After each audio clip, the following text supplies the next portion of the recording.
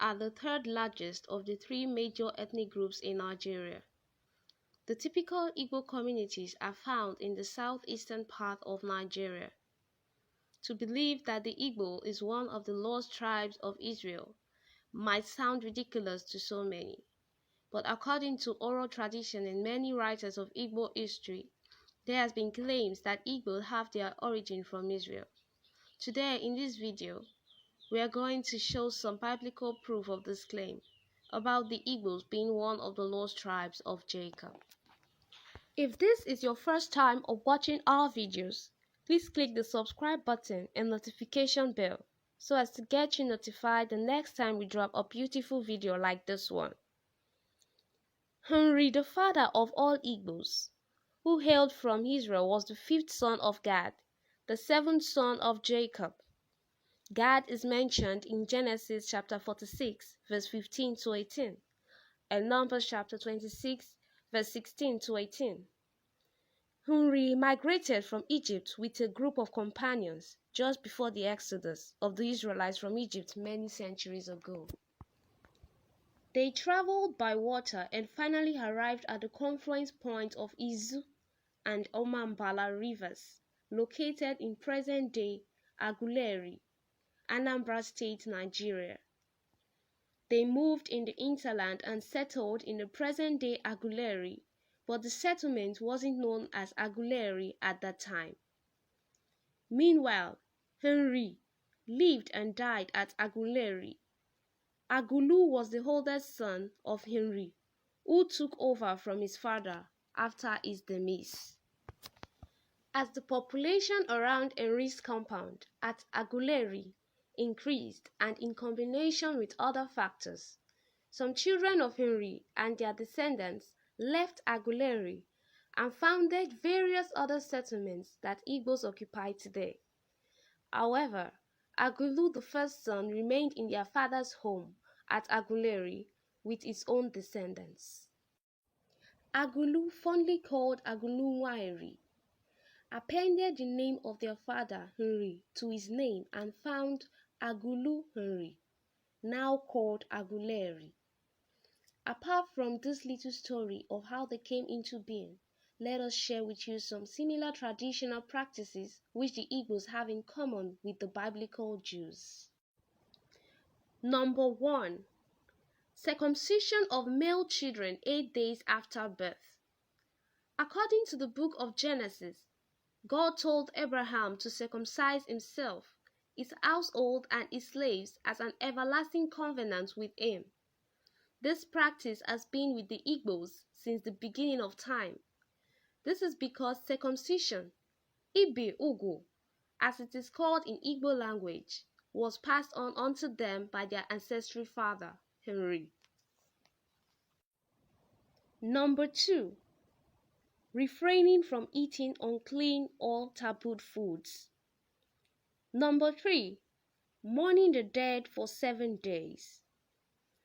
According to the book of Genesis, chapter 50, verse 10, Joseph observed a 7-day period of mourning for his father Jacob.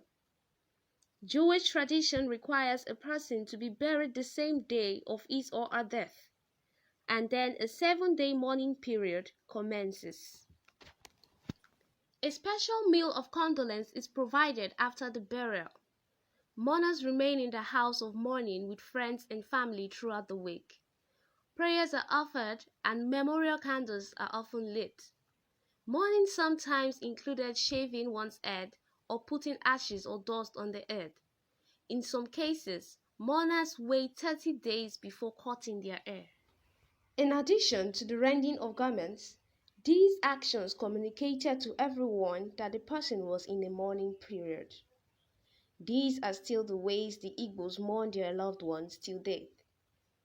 Number 4. Celebrating the new moon. Much of the world celebrates a new start as December 31st turns into January 1st. But according to the Bible, the new year starts on the first day of the first month, and the new moon signifies the beginning of each new month. Instead of celebrating once a year, God asks at the beginning of every month, each new moon be celebrated. That is 12 new beginnings instead of one. Igbo culture and tradition as it is always has to do with moonlight. Tales by moonlight. Beginning of each moonlight, there are always stories to tell. And when the day comes, during the sunshine, there are always culture and tradition to celebrate, such as Mmiri Ndafo, Ikeji Izogo, Ntai Festival in Nanka, Ududonka Festival, and many more festivals. If you look down in Igbo land, many festivals are going on. In addition to the shared practices between the Jews and the Igbos, there is a striking evidence that forces one to see a link between the Igbos and the ancient civilization of Egypt. It is the ancient Igbo pyramids, which is also known as the Unsude pyramids.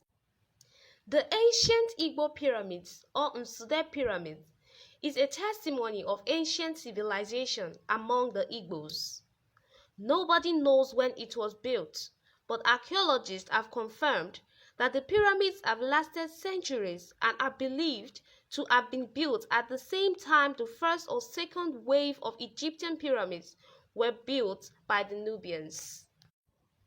With similar features to that of the step pyramids of Djour at Saqqara, Egypt, one is forced to contemplate on the mystery behind their resemblance, and without exaggeration, it can be suggested that the knowledge of one must have led to the building of the other.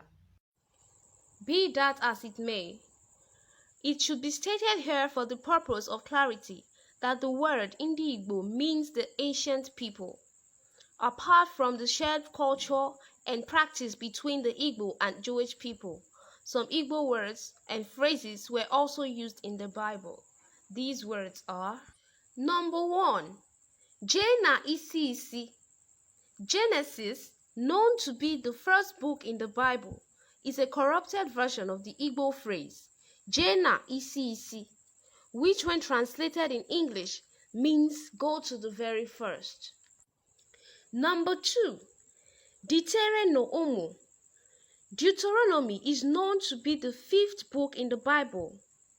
The word Deuteronomy is from Latin Deuteronomium, from Greek Deuteronomion, and originally from the Igbo phrase Detere no Umu. The Igbo phrase Detere no Umu means written down for the children, and actually the book of Deuteronomy contains words written down to serve as laws for the children of God. Number 3. Asa Bota. According to the biblical story of creation, God rested on the seventh day.